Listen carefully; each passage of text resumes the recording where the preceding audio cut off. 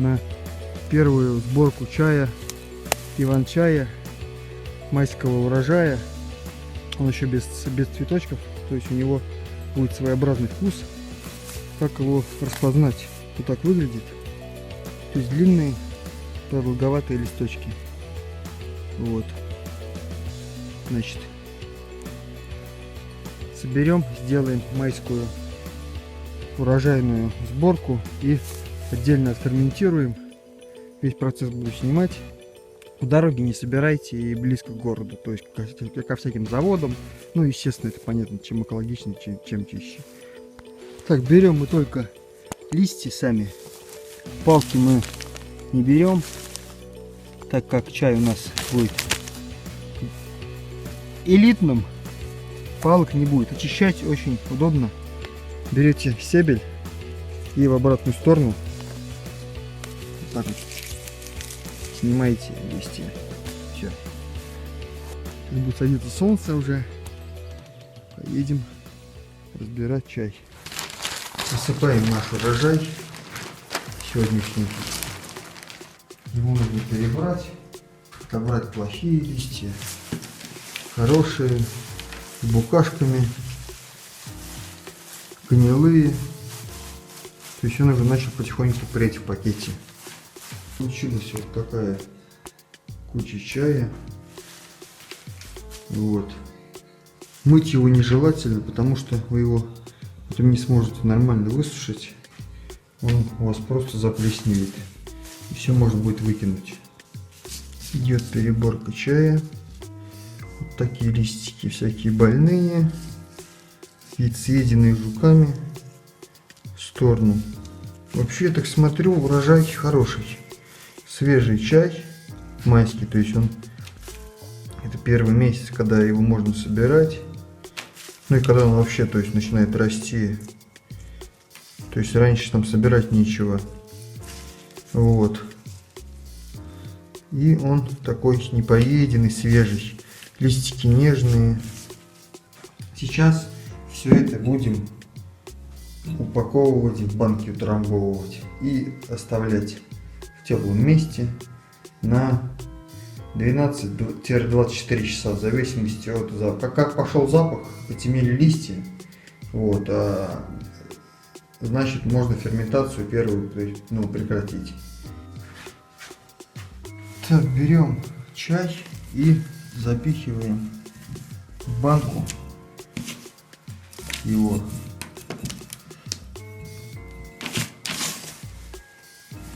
Плотно трамбуя рукой.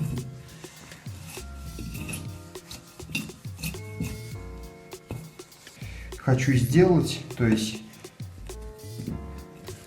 заготовки разных сортов, не сортов, а разных сборов, то есть майского, июньского, июльского, и в августе, если там он не высохнет и еще будет вообще, если будет что собирать.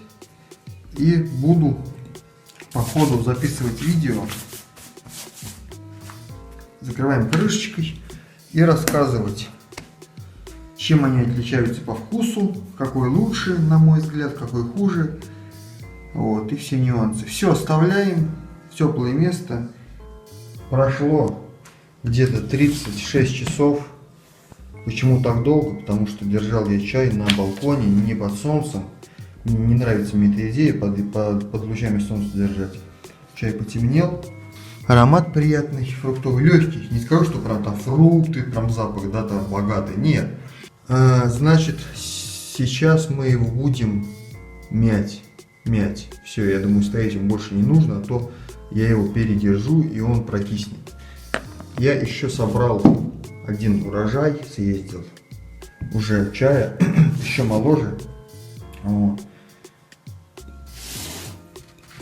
Он еще моложе, то есть мельче, видно он мельче. То есть, если эти крупнее, прям листы, здесь прям он мельче, и верхушек было больше, то есть самый-самый сок. Вот. Вот эта чай стоит уже где-то 12 часов, он, видно, запотел, то есть пошла процесс ферментации, пошел, то есть он начался париться, и запах у него, вот видно, вот если поставить две банки, разница в цвете листьев. И уже появился не травяной, а легкий запах такой. То есть очень-очень-очень приятный запах, прям такой вообще, прям вот фруктовый. Этот почему-то так не пахнет. Сейчас будем доставать из банки наш продукт. В общем, получилась вот такая гора чая, как изначально все вывалилось. Вот, и начинаем сжать его, вот так вот месить, как тесто. Давить его дополнительно, доферментировать. Сейчас все это уменьшится в размерах. В общем, процедуру довольно долго надо проводить, пока он конкретно не станет вот такой весь вялый. Вот такой весь, как жмых. Вот видите, выделяется сок дополнительный. Вот мы видим, чай начинает уже превращаться на что-то похожее на себя, под словом чай. Вот. Уже такие интересные скрученные листочки появляются. Можно скручивать вручную. Сейчас покажу, как это сделать. Будет супер красиво, как с магазина, но берем листочек и так вот между собой крутим. Получается вот такая вот спиралька, как в магазине. То есть, если кто покупал чай, нормальный чай в магазине, там элитный или какой, то есть такими спиральками крученный. Вот такие вот они получаются. Такие штучки симпатичные. Поближе покажу. Вот так прям как элитный чай будет. Вот. Видно, что уже в объеме уменьшилась значительно куча чая. Вот видно уже коричневые, если на видео видно уже вот эту вот часть. Все, чай начал отдавать. Сейчас понюхал из банки чай, который был собран последним, который еще моложе побеги, я показывал ранее в видео. Там просто запах просто нереальный, вообще там много очень верхних частей. Вот. Самого растения. Запах просто нереальный, просто он такой, просто лимонный, аж вообще, аж голова кружится.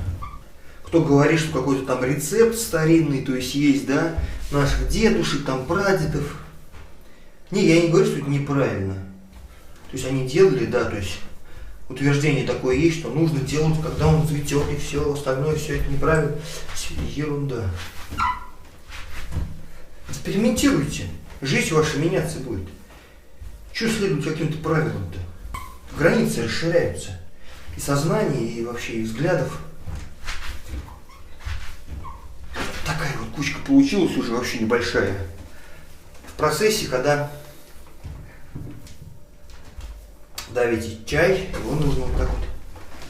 То есть он спрессовался, вы его вот так вот покидали, разрыхлили. Тут образовавшиеся тут скрутки. Вот. И заново. Я буду делать ему вторую ферментацию. Вот. Потому что вот этот запах, который вот такой вот аромат кислый, лимон, ну такой лимонный глубокий, он вот пошел только. Не только, а вот он, то есть такой слабый довольно. Я не знаю, может это специфика вот этого чая, который были побеги больше уже практически до цветения. Тот вообще сразу пахнет, который вообще молодой. Ладно, я укладываю вот в такую емкость чай и накроем. То есть не прессуем. То есть вот в такую емкость чая сейчас уложим и накроем тряпочкой смоченной. Поставим на балкон, в теплое место, в парилку. Так, все, доферментировал я чай. Сейчас будем сушить. Разложим на противень, на пергамент не очень толстым слоем.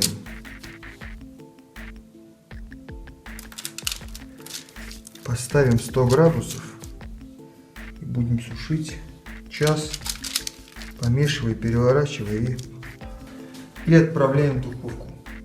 Так, духовка нагрелась. Убираем противень.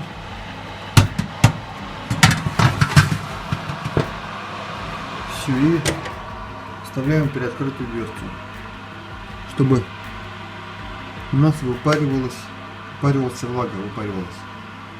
Все, дверцу не закрываем, а то он там задохнется. Решил часть зажарить на сковородке. Заодно и сравним вкус, цвет и прочие свойства. Запах сладкий, чернослива, какие-то еще там нотки присутствуют, чего-то такого сладкого, но не цитрусового. Высох чай в духовке. Сейчас будем пробовать.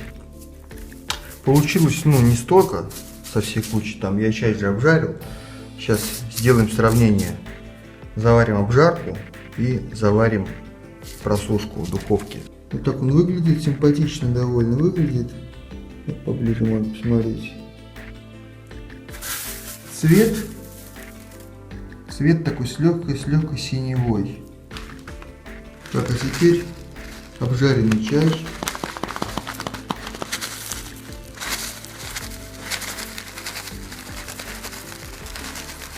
На самом деле запах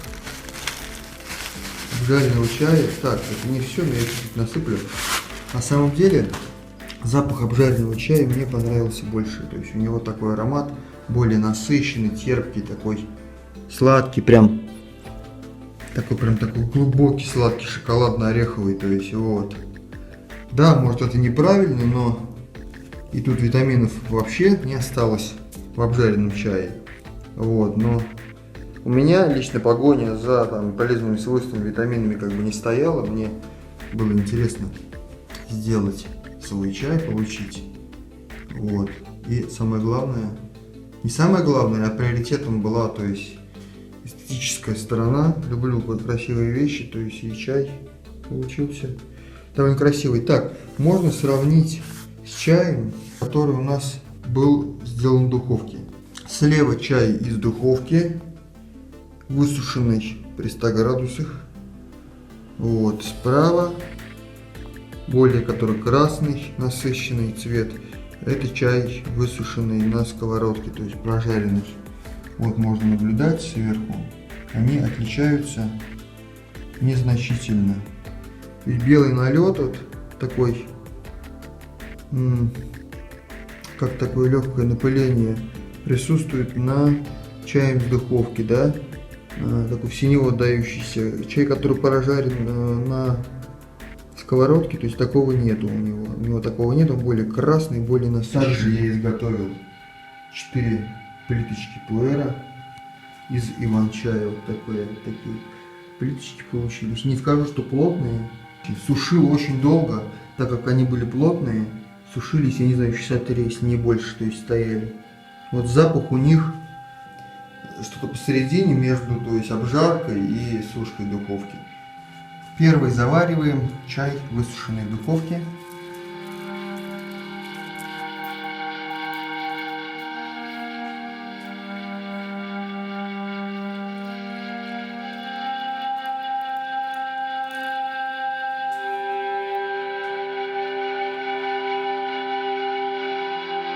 Несмотря на то, что листья были черные, настой у нас зеленого цвета получился. И листья тоже зеленые. Сейчас будем пробовать. На вкус похож на травяной чай. Цитруса я не ощущаю на самом деле. Он изначально, я сказал, изначально при сборе, при ферментации он не особо сильно пах цитрусом. Вот второй, который был во второй банке, который в начале ролика показывал, то вот прям конкретный цитрусовый запах. Это зелененький такой чай. Далее завариваем чай, прожаренный на сковороде.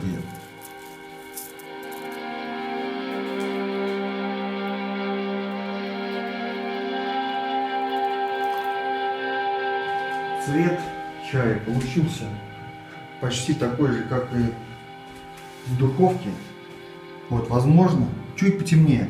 Возможно, что это потому что стеклянная кружка. Вот. В кружке с непрозрачными стенками, возможно, он похож будет на черный. Цитруса тут нету, вот. А запах идет такой насыщенный, сладкого такого чернослива. Мне, знаете, запах, по крайней мере, запах мне нравится больше этот, чем с духовки. Да, на самом деле он приятнее гораздо.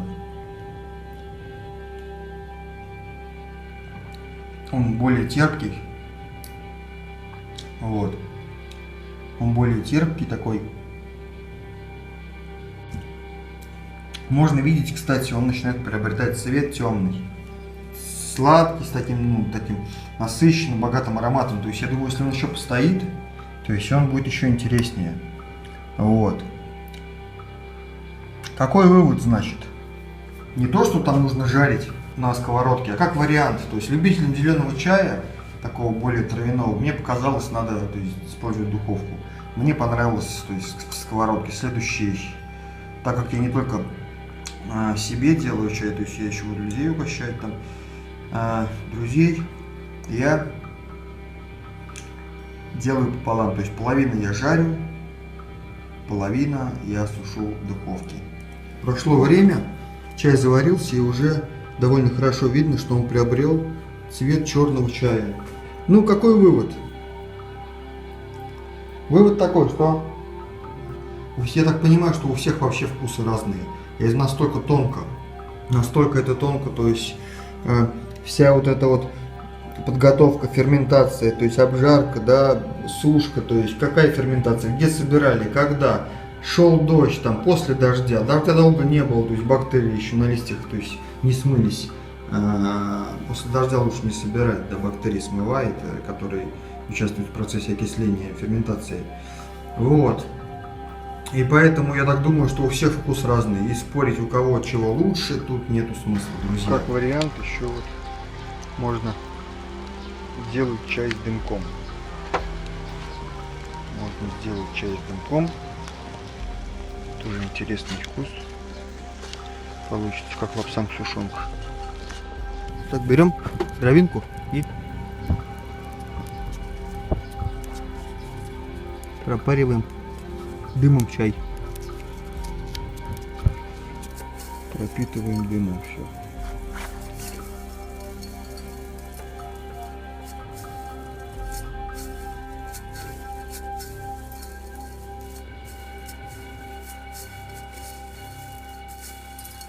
Еще такая тема. Собрал верхушечки.